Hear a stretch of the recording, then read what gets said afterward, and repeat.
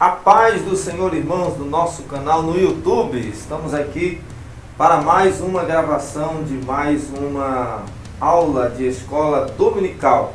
Estamos no primeiro trimestre de 2020 e como nós estamos estudando doutrinas do âmbito da teologia sistemática, inclusive o que eu mais gosto de estudar, que é a doutrina sistemática, eu quero apontar para os irmãos aqui algumas dicas de literatura. Os irmãos sabem, a gente sempre aqui está apontando dicas de literatura durante os vídeos do nosso canal. Nós temos mais de 40, 50, mais de 100 dicas de leitura, onde nós inclusive mostramos os livros por dentro, na íntegra por dentro, para que você possa estar conhecendo melhor como adquirir livros preciosos para o estudo, como a gente tem também estudado. Esses livros que eu vou te mostrar é Teologia Sistemática no âmbito pentecostal e arminiano, nossa teologia, e que é utilizado para a confissão de fé das Assembleias de Deus, assim como também é utilizado pelos autores das escolas bíblicas, das lições dominicais. Uma teologia que eu quero apresentar para você é Conhecendo as Doutrinas da Bíblia, do pastor Mike Pillman, o judeu escocês, que traz aqui uma bela introdução à teologia sistemática. Mais de 230 mil exemplares vendidos. Foi a primeira teologia que li e é uma teologia que eu acho tão esplêndida que já li novamente. É maravilhoso, né? A teologia também que eu quero apresentar a você, e o autor se baseou mais nessa para estar ensinando, trazendo essa lição dominical, é a Teologia Sistemática, uma perspectiva pentecostal, editado por Stanley Horton. Junta ela com aquela, tem agora nova capa, né? Junta ela com a Bíblia de Estudo Pentecostal, você vai ver que maravilha que é essa teologia sistemática, porque é o mesmo autor, o editor-chefe da Bíblia de Estudo Pentecostal, é o Dr. Stanley Horton. Teologia Sistemática Pentecostal. A outra que eu vou apresentar para vocês é da editora Vida Acadêmica e a Teologia Sistemática, com mais de 1000 páginas. A de Mike Pillman tem 400 e poucas páginas. A do Stanley Horton tem 808 páginas.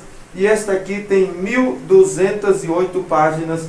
Teologia Sistemática, também numa perspectiva pentecostal, de J. Rodman Williams. É esta maravilhosa teologia sistemática aqui. Aliás, sobre o Logos Divino, ele faz um trabalho excelente sobre a encarnação de Cristo, que é o tema, um dos temas que vai ser estudado hoje na nossa lição dominical. Teologia sistemática, que nós estamos dando dica para vocês aqui, são esses aqui. Se inscreve no canal, dá o teu joinha, compartilhe-nos com outros, vem para o nosso grupo do Telegram que está aí na descrição do vídeo, ok? Vamos então à nossa lição dominical. Estamos na lição de número 12.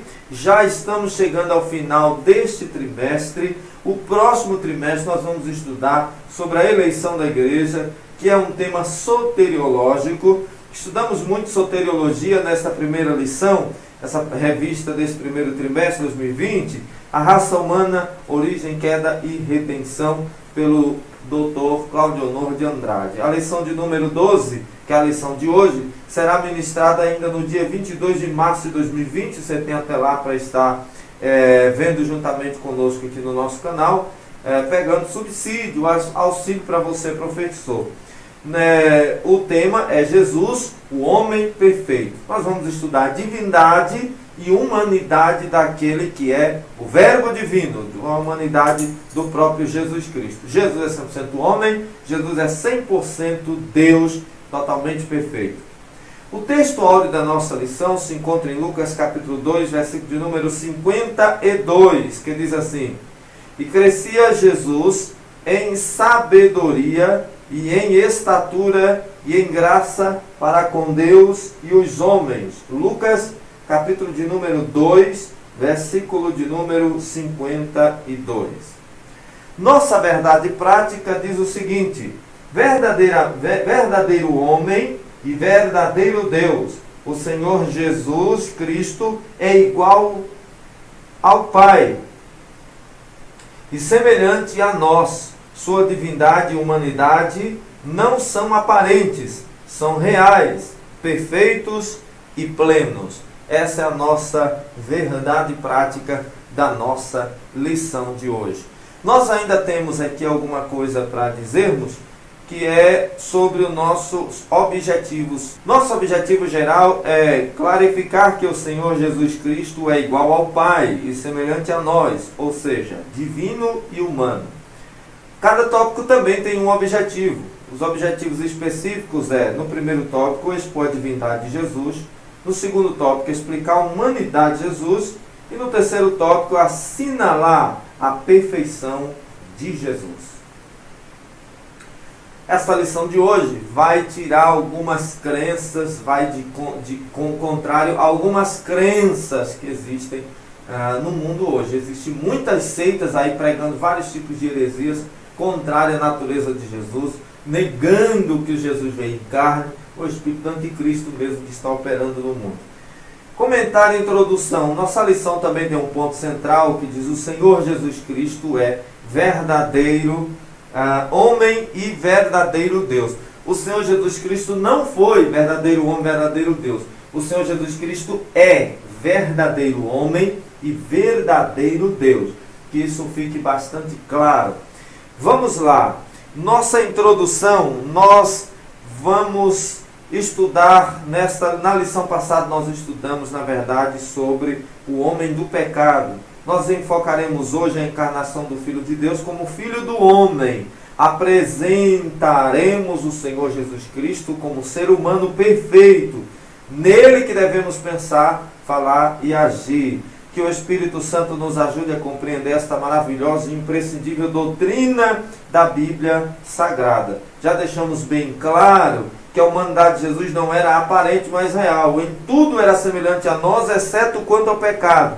Frisamos também que as duas naturezas de Cristo, a divina e a humana, não são conflitantes entre si, mas perfeitíssimas e harmônicas. Uma jamais eliminou a outra. Não houve momentos em que uma natureza em Cristo eliminasse a outra natureza de Cristo. É a humana, a divina, a humana. É 100% idênticos, 100% as mesmas coisas. Jesus, verdadeiro Deus. No primeiro subtópico do tópico 1, nós vamos estudar sobre a divindade. Vamos começar com a divindade de Jesus. Sua eternidade com o Pai. Em Isaías, no capítulo 9, nós vemos a profecia de que Jesus é eterno, porque um dos títulos é Pai da eternidade. Jesus de eternidade a eternidade é Senhor. Ele é a própria eternidade. Em João capítulo 1 nós aprendemos sobre a sua preexistência. Portanto, o lado divino de Jesus é patente nas Escrituras. Jesus é uma pessoa distinta do Pai, mas preexistente ao próprio nascimento. Tremendo isso, né? Só se aceita estas coisas apenas pela fé.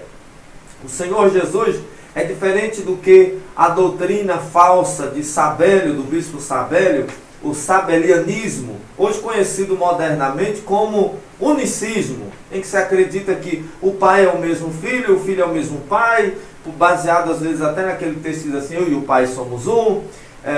E eles também negam que o Espírito Santo seja uma pessoa distinta, porque eles não creem na Trindade. Na verdade, o que eles não entendem é que o Senhor Jesus, o Pai, Filho e Espírito Santo, são uma unidade composta. É uma só pessoa em três pessoas. É um só indivíduo em três pessoas. É um só Deus em três pessoas distintas. O que nós observamos é que no sabelianismo eles acreditam que cada manifestação ali, cada vez que aparece o Pai, o Filho ou o Espírito nas Escrituras, supostamente estaria se referindo a manifestações de Deus. E facetas das suas manifestações, maneira de se manifestar, e não necessariamente personalidades distintas. Mas isto não é bíblico, isto é uma grande heresia. Aqui no Brasil é muito defendido pelo Ministério Voz da Verdade. Mas isto é muito herege pelo fato de que, como conseguiríamos compreender? Jesus ora ao Pai. Jesus estaria orando a Ele mesmo? Pai, se possível, passe de mim este cálice, não seja feito segundo a minha vontade, mas a minha vontade, seria assim? Mas ele diz: não seja segundo a minha vontade, mas segundo a tua vontade. Ele disse: eu orarei ao Pai para que envie outro Consolador. Outro Consolador é fazendo uma distinção do Espírito Santo consigo mesmo. Então também vemos, quando o Pai fala lá na hora do batismo: este é meu Filho amado. Veja que ele está se colocando como outra pessoa distinta do Filho, o Filho distinto dele. Então não temos como confundir. Estas coisas estão claras nas Escrituras, não dá para justificar com assuntos de hipótese, com teoria: será que é, será que não é? Fiquemos apenas com o que a Bíblia diz, e a Bíblia não é a favor do unicismo, ok? Sua eternidade com o Pai, antes de sua encarnação, ele estava no Pai, e no Pai criou todas as coisas. João capítulo 1 é o texto da maravilha sobre o Senhor Jesus. Ele vem falando da preexistência de Cristo. Ele começa, e as Bíblias cronológicas sempre apontam assim, porque realmente é assim. Ele começa com aquela dispensação da eternidade passada. Diz assim: no princípio era o Verbo, Logos, palavra. E o Verbo era Deus. E o Verbo estava com Deus no princípio. Sem ele nada do que foi feito se fez. Isto é bem interessante analisarmos, porque a Bíblia está dizendo, João está tendo uma revelação magnífica da preexistência de Cristo. Ele está dizendo que Jesus é o único que existia antes mesmo de existir. Jesus é o único que existia antes mesmo de nascer. Lá na eternidade passada ele já existia. E quem ele era na eternidade passada? Deus fez todas as coisas pelo poder da palavra. Quando Deus pronunciava haja, o Senhor Jesus era o verbo executor, que trazia à existência todas as coisas. Glórias a Deus. Quando o Pai disse haja luz, ele é a mão que tocou o receptor de luz, o interruptor da luz. Mas o Senhor Jesus é o único que fez com que houvesse luz. Por meio do Filho, o Pai sempre operou. Por meio de Cristo, o Pai sempre operou. Não tem essa ideia de que o Pai opera hoje por meio do Filho, mas antes não era assim, antes era só o Pai. Não há distinção, a Trindade é Deus e ponto. Eles nunca estiveram divididos entre eles. Todo o tempo, o Pai sempre operou por meio do Filho. Até mesmo na criação, até mesmo para criar os anjos. E eu aponto aqui o que a revista também coloca aqui, o autor nos faz lembrar de Provérbios, no capítulo 8 de Provérbios. É magnífico. Você está com a Bíblia aí? Abra sua Bíblia aí, no capítulo 8 de Provérbios. O texto sagrado do capítulo 8 de Provérbios diz assim: acompanhe comigo aí. A gente sente, aprende de Deus quando a gente fala desse tipo de assunto. Provérbios capítulo 8, versículo de número 22. Vamos ler a partir do versículo de número 22, assim: o Senhor me possuiu no princípio. Você lembra da palavra no princípio? Lá de Gênesis 1, lá de João capítulo 1, repete, porque se trata do Filho.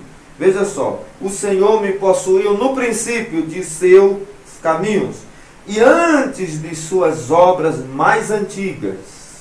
O que ele diz? No princípio era o Verbo, né? Estava com Deus. Desde a eternidade fui ungida, desde o princípio, antes do começo da terra, muito antes que os montes fossem firmados, antes dos outeiros, eu fui gerado. Jesus é gerado pelo Pai. Antes, ainda ele não tinha feito a terra, nem os campos, nem sequer o princípio do pó do mundo. Ele não é criado, é gerado. Quando ele preparava os céus, aí estava eu. Quando compassava ao redor a face do abismo, quando firmava as nuvens de cima, quando fortificava as fontes do abismo, quando punha ao mar o seu termo, para que as águas não trespassassem a seu mando, quando compunha os fundamentos da terra, então eu estava com ele, e era seu aluno, e era a cada dia suas delícias, folgando perante ele em todo o tempo, folgando no seu mundo habitável, e achando as minhas delícias com os filhos dos homens. Aí você veja o texto daqui, de Provérbios 8, mencionando as ações do verbo antes da criação. Nós não vamos discorrer texto a texto por causa da nossa revista, mas dá uma meditada aí, utiliza direitinho, você vai entender, principalmente tipologicamente, o texto de Provérbios, capítulo de número 8.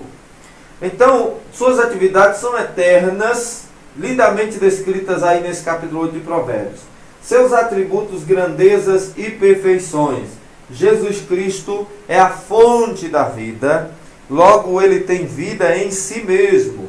Em Hebreus, capítulo 11, versículo 3, diz que pela fé entendemos que os mundos foram criados pelo poder da palavra. Foi o Logos que trouxe à existência todas as coisas. Seus atributos, grandezas e perfeições, é interessante, aparecem nas Escrituras exatamente como os atributos, grandezas e perfeições do Pai. Isto é sua perfeição como divino.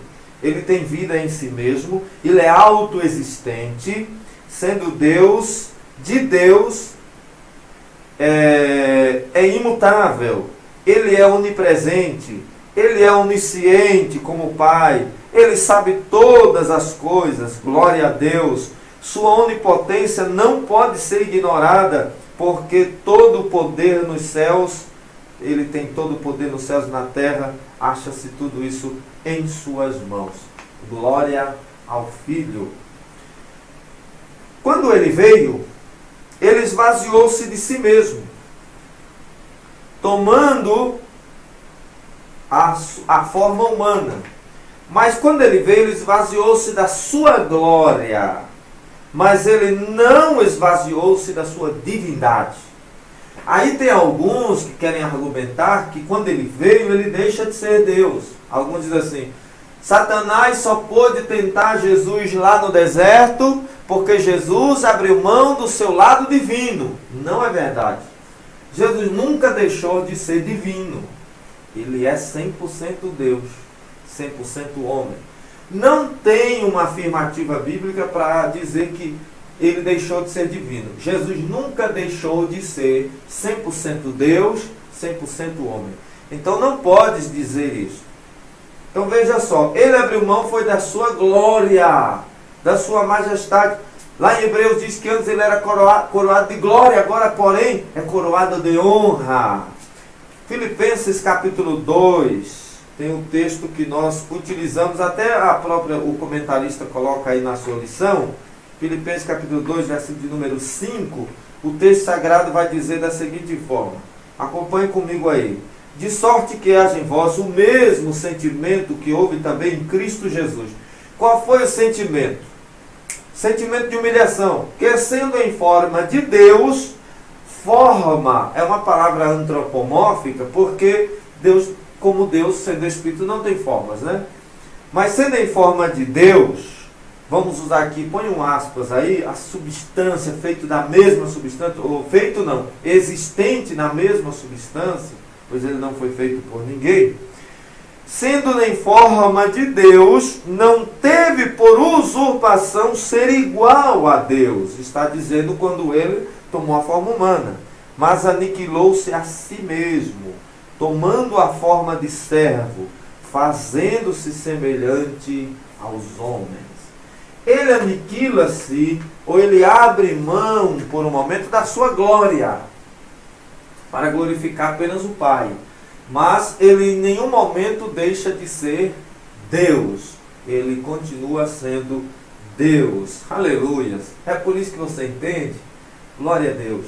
Por isso que você entende, quando a Bíblia diz lá, o evangelista João diz, ele não precisava perguntar o que estava no homem, porque ele bem sabia o que estava no homem. Aleluias. Jesus sabia. Uma vez ele estava lá na casa de Simão, o leproso, e acreditamos que tem esse título leproso, mas que ele não era mais leproso, porque Jesus havia curado o da lepra. Porque se ele fosse ainda leproso, nem estaria ali no jantar, né? Ele acabou sendo taxado com um apelido de leproso. Simão leproso. Quando Jesus ali estava ali sentado, ele reclinado, né? Que não existia esse negócio de mesa, cadeira, irmão, é coisa nova, né? O pessoal tem um negócio de dizer que Jesus tinha casa na praia, esse negócio de mesa e cadeira é coisa nova, tá? Mas no tempo de Jesus não era assim. Você ficar reclinado à mesa, geralmente sobre o braço esquerdo, para alimentar-se com a mão direita. Reclinado à mesa. E ali a Bíblia diz que uma mulher pecadora veio, não confundir com Maria, irmã de Marta e Lázaro, tá? Veio, e tem gente que confunde, e ungiu os pés de Jesus. Jesus foi ungido mais de uma vez. Ele estava reclinado à mesa e ela veio por trás e fez aquele ato de adoração. E alguém, Simão só pensou, o fariseu quer dizer santo, separado, o santão, ficou olhando assim e pensando, se este fosse profeta, pode estar nem vendo os meus lábios aqui, estou pensando, se este fosse mesmo profeta, saberia que esta mulher é uma pecadora. O sujeito foi curado de lepra, mas está duvidando de quem ele curou, Incrível. Que nós não somos muito diferentes de Simão, não, viu? Aí o que acontece?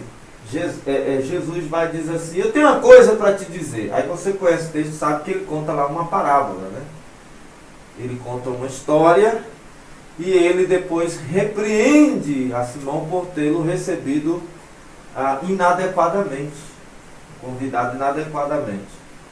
Veja que Jesus viu o pensamento. Jesus não ouviu uma murmuração do fariseu, cochichando aqui com o vizinho, cochichando assim, cutucando o vizinho assim para cochichar contra Jesus, como muitos crentes costumam fazer com seu irmão. Ele não fez isso. Mas Jesus ouviu o que estava no coração. Isto mostra a divindade de Cristo. Os anjos não aparecem na Bíblia com essa capacidade de onisciência. Satanás menos ainda, aquele derrotado. O homem, nós sabemos que não temos essa capacidade mesmo.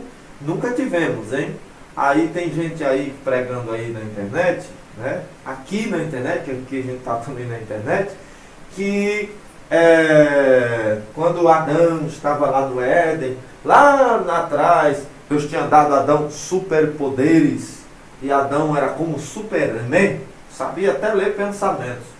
Poxa vida, que coisa, Mas nunca o homem foi onisciente. O homem nunca conseguiu ler pensamento, nem vai conseguir. Isso é um atributo de Deus, onisciência. Nós vemos Jesus sempre onisciente. Sempre onisciente. Houve um momento que Jesus disse para os seus discípulos, entre no barco, vá para o outro lado. Eles foram. Os discípulos acharam que estava só. Mas quando veio a tempestade, Jesus aparece no meio da tempestade. Eu vou dizer uma coisa, como Deus, Jesus também estava lá. Ele sempre, sempre e sempre foi Deus em todas as coisas, completamente divino. Vamos continuar aqui a nossa lição. Então ele esvaziou-se e foi da sua glória, nunca da sua divindade. Não pregue que ele se esvaziou de ser Deus. Conforme podemos atestar pelos versículos já mencionados, o Senhor Jesus em seu ministério terreno fazia uso de seus atributos divinos sempre que necessário. Não era em todo momento. Quando ele foi tentado, por exemplo, por Satanás no deserto, ele não foi tentado como Deus. Ele foi tentado na sua natureza humana, como homem. Como homem. E ele não foi tentado porque ele tinha a probabilidade de pecar, porque o pecado original não alcançou Jesus. Exatamente. O pecado original de Maria, de Adão, que estava também em Maria, está hoje em nós, não alcançou Jesus. Jesus não alcançou uma depravação vinda do pecado original, como alguns querem afirmar. Agora o que acontece? Quando Satanás veio para tentá-lo, não tentou como Deus. Foi Tiago que escreveu dizendo, ninguém sendo tentado, diga de Deus sou tentado. Porque Deus não pode ser tentado pelo mal, nem a ninguém tenta. Então, em momento algum, Jesus foi tentado como Deus. Mas foi tentado na sua humanidade. Vamos lá que a gente já está concluindo aqui. Em sua oração sacerdotal, ele reivindica junto ao Pai, não a sua divindade, mas a glória que desde a mais remota eternidade desfrutara no perfeitíssimo e infinito círculo da santidade da Santíssima Trindade. Seus discípulos sabiam que ele era e é Deus, mas até chegar aí, teve muito momento que eles não sabiam. Agora seja franco comigo, se você e eu estivéssemos lá junto dele, como disse Pedro, vimos a sua glória. Se nós estivéssemos lá vendo ele lá no passado, e nós vamos ter momentos ainda melhores, né? Mas se nós estivéssemos lá no passado e nós tivéssemos toda a certeza que ele é Deus, quando ele chamou os discípulos para orar no monte, você ali depois da última ceia, você dormiria ou ficaria acordado? Eu sei que você aproveitaria estar com ele, afinal de contas você tinha toda a certeza que era Deus, né? Demorou para que os apóstolos entendessem que aquilo ali, que aquele homem era não apenas mais um mestre, mas realmente verdadeiro Deus. E só o Espírito Santo que revelou isso a Pedro, porque por si mesmo ele jamais se convenceria. Todas as vezes que Jesus fez milagres, alguém sempre disse assim: olha, levantou um profeta em Israel. Isso realmente reconhecer um dos ofícios de Cristo, é profeta. Mas geralmente se colocava Jesus como apenas mais um profeta e não como Deus. E alguns que reconheciam Jesus como o Messias prometido, geralmente via Jesus como o Messias, como aquele Messias que o judaísmo aguardava, que não era o Filho de Deus, não era o Messias divino, mas era um líder que restaurasse Israel, semelhante a Davi, o grande líder Davi, semelhante a Moisés, e Jesus foi. Aquele que Moisés disse, será semelhante a mim, Jesus não foi, mas não era nos aspectos divinos. Esse entendimento, entenda que esse entendimento cristológico que temos hoje sobre Jesus é hoje, mas no tempo dos apóstolos esse entendimento não era tão claro e nítido quanto nós temos hoje em dia. Vamos continuar a nossa lição, chegando já aqui ao fim. Jesus, verdadeiro homem. Então estudamos a sua divindade. Jesus sempre foi e sempre vai ser Deus, absolutamente Deus. Agora vamos estudar a sua humanidade. Ele era 100% a completude, né? 100% Deus, 100% homem. Ele não é 50% homem e 50% Deus. Não houve uma divisão aí. 100% um e 100% outro. Jesus, verdadeiro homem, a concepção, a encarnação e o nascimento do Filho de Deus não pegaram Israel de surpresa, pois os judeus sabiam pelas escrituras do Antigo Testamento que o Messias em breve chegaria. Aliás, o mundo gentílico foi preparado por Deus para recebê-lo. Infelizmente, os judeus, apesar de todas as evidências bíblicas, vieram a rejeitá-lo porque existiam outros interesses e outros objetivos que eles gostariam que Jesus cumprisse. Jesus era o politicamente incorreto na concepção dos doutores da lei. Jesus estava no seio do Pai. Antes de sua encarnação, o Senhor Jesus achava-se no seio do Pai. João 1,18. Mas não devemos supor que ele estivesse inativo, pelo contrário, sendo ele eterno e o Pai da eternidade, participou ativamente da criação do mundo, como já vimos. Ele é o Verbo de Deus, todas as coisas vieram a existir por meio dele, como nós sabemos. Ele tinha sido profetizado no Antigo Testamento, desde o período patriarcal. Você lembra de Jó? Tem um texto de Jó que diz assim: quem dera que tivesse um que fosse semelhante a Deus e pleiteasse a minha causa, advogasse por mim. Quem dera, este anseio de Jó. Era para você estar dando glória a Deus aí. Porque este anseio de Jó, Jó sonhou com isso e não viu. Jesus até disse assim que teve outros que sonharam em ver, desejaram ver esse dia e não viu. Jó sonhou com isto. Quem dera que alguém pudesse advogar diante de Deus por mim, mas não tinha. Hoje nós temos. 1 Timóteo 2,5 tem um texto que eu amo demais de citar, porque diz assim, que há um só Deus e um só mediador entre Deus e os homens, Jesus Cristo, homem. Ele continua sendo Deus e homem ao mesmo tempo. E o único mediador entre Deus e os homens, Jesus Cristo, homem. Ele foi profetizado desde o Antigo Testamento. Por isso o Antigo Testamento não deve ser excluso da Bíblia, deve ser incluso. Ele é a Bíblia, ele é a palavra de Deus, por vários motivos que nós temos que mantê-lo. Encarnado no Novo Testamento, o Filho de Deus tornou-se de fato carne. Sua humanidade, voltou a repetir, não era ilusória, é real. Volto a repetir, não era ilusória, é real. Não era uma aparente encarnação, não foi uma simulação. Realmente ele veio em carne. Ele sentiu nossas dores, nossos incômodos, teve fome, sede. Jesus precisou isso. Jesus precisou intelectualmente desenvolver-se. Jesus não era um bebezinho que já veio falando, olha, eu sou o Filho de Deus. Ele não veio desta forma. Ele foi desenvolvendo, ele foi entendendo as coisas. Nunca foi rebelde aos seus pais. Quando ele estava no templo que sumiu, por que fizeste isso? Eu e teu pai estávamos procurando aflito.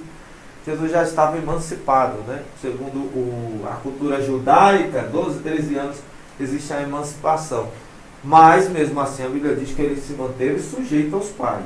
Não houve insujeição, desobediência, que o Senhor jamais quebrantaria seu mandamento, sua própria palavra, que dizia para honrar o pai e a mãe. Primeiro mandamento com promessa. Vamos lá.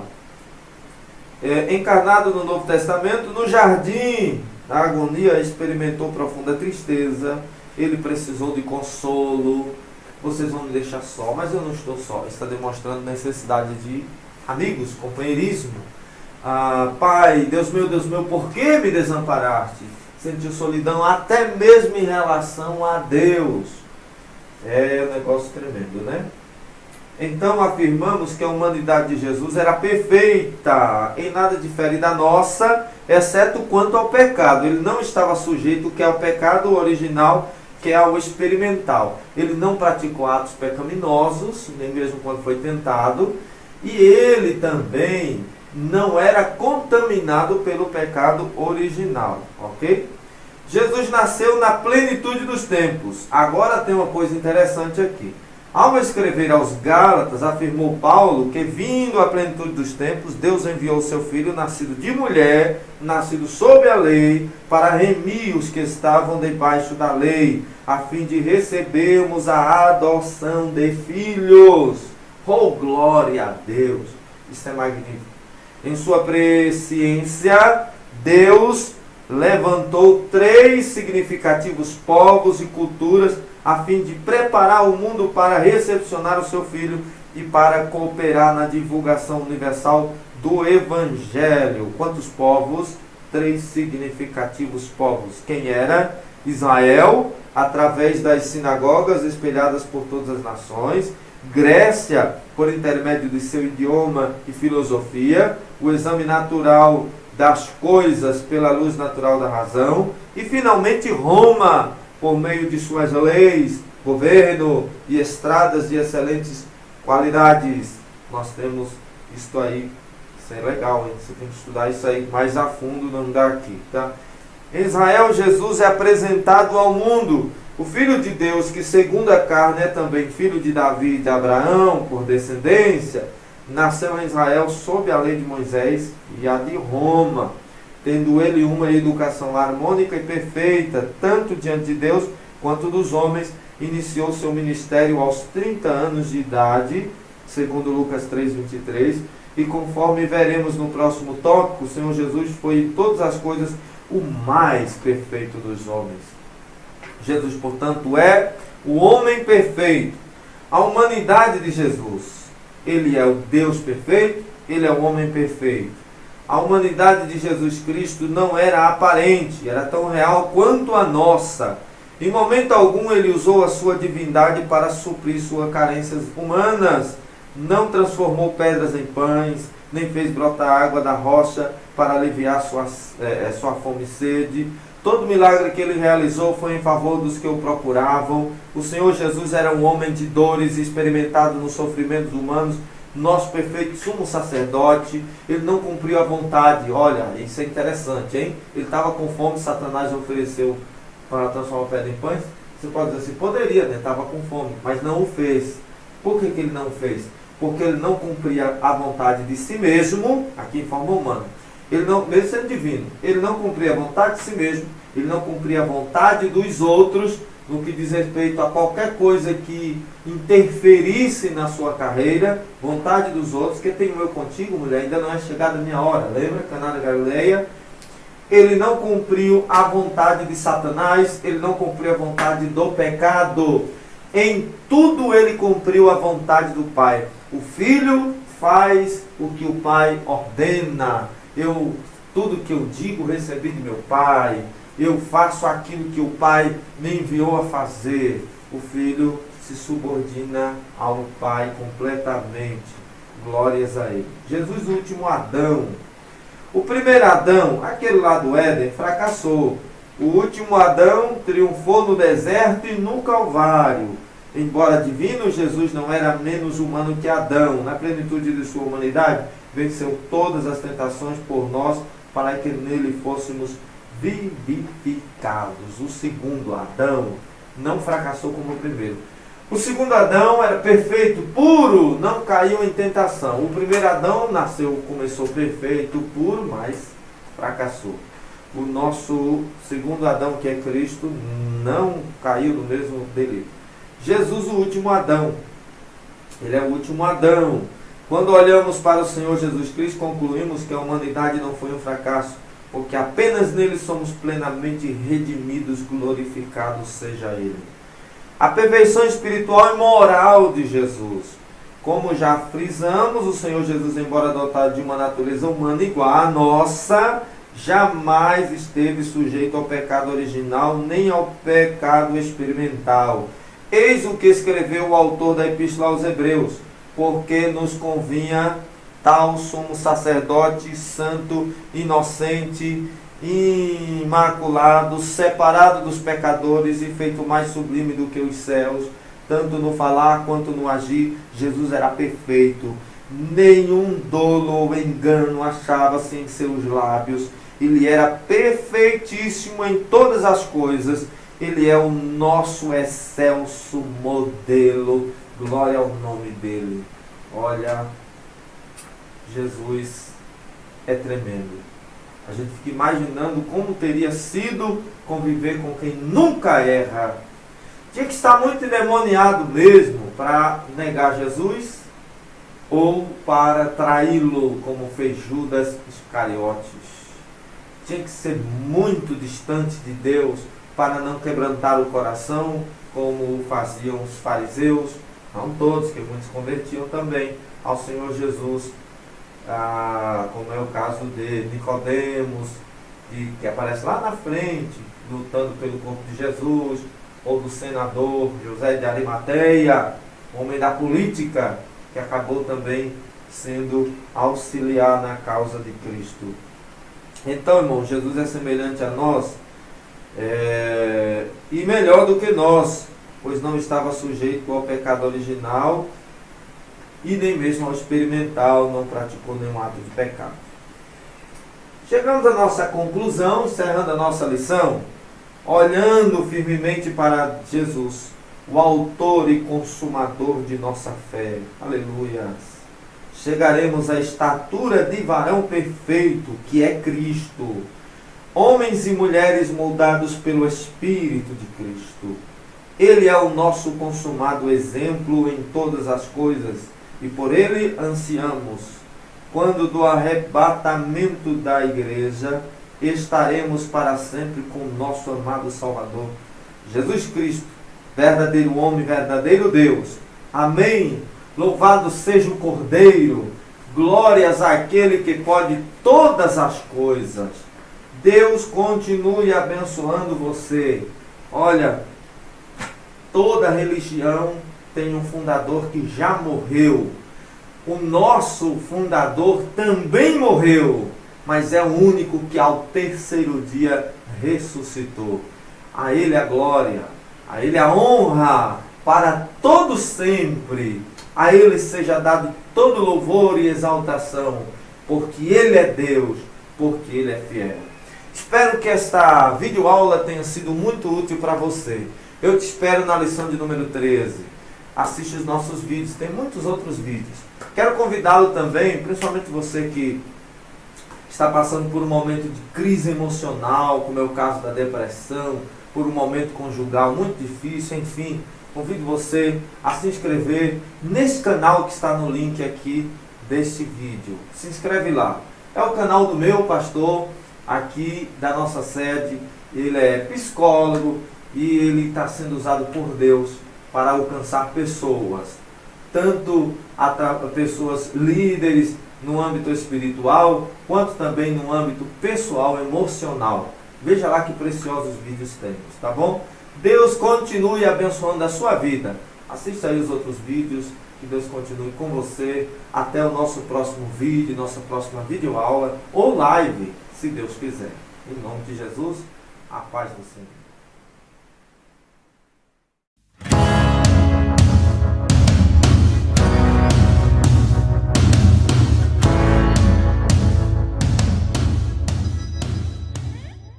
A paz do Senhor, meu querido irmão, tudo bem? Você que está chegando agora no nosso canal, ainda não é inscrito, se inscreve aí no nosso canal. Este canal é pentecostal. Ele tem a finalidade de estar propagando o Evangelho. Tem a finalidade de também trazer dicas de literatura de âmbito pentecostal. E não apenas neste, pois temos também um vasto material teológico lançado em nosso país, graças a Deus. Mas em primeiro lugar, sempre pentecostal. Estamos aqui sempre aprendendo. Temos aulas de escola dominical, pré-aulas, dicas para professores e alunos. Temos aqui também pregações, ministrações. Temos lives em que nós trabalhamos com Tira Dúvida. Temos entrevista. Temos dicas de leitura, de literatura teológica. Mostramos materiais na íntegra, por dentro. Este aqui é um canal que realmente você estava procurando. Então, se você chegou agora, não conhece o nosso canal, se inscreve aí nesse canal, dá um joinha, porque estaremos sempre aqui. Temos um grupo no WhatsApp, estamos nas redes sociais. Se quiser entrar em contato conosco, é só dizer. Se precisar de dica de bons livros, também te direcionamos com quais melhores sites e vendedores adquirir. Deus abençoe vocês. Esse é o trabalho do nosso canal. Continue conosco, que Deus continue te abençoando. Nos compartilha com os teus amigos. Muitos outros precisam ser edificados também. E o melhor de tudo, não vai te custar nada. Deus te abençoe.